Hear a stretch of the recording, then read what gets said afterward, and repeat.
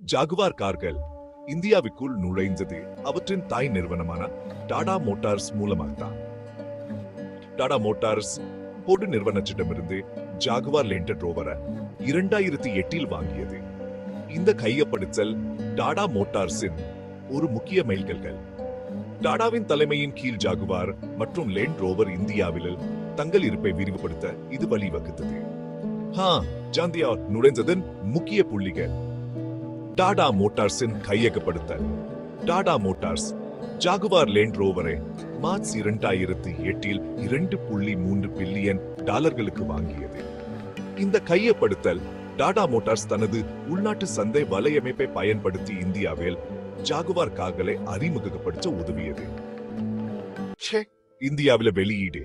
Jaguar அதிகாரப்பூர்வமா 2009 Jaguar land rover பிராண்டின் கீழ் இந்திய சந்தையில் நுழைஞ்சது.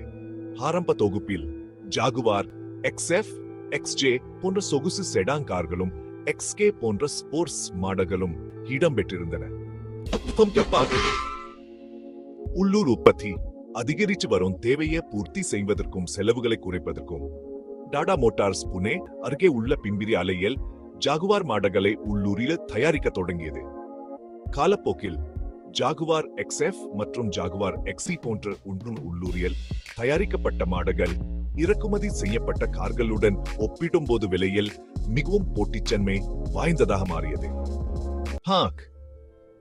மூலோபாய விரிவாக்கம். சொகுசு கார் வாங்குபவர்களை ஈர்க்க JLR இந்தியாவின் முக்கிய நகரங்களில் தனது டீலர் வலையமைப்பை விரிவுபடுத்தியது.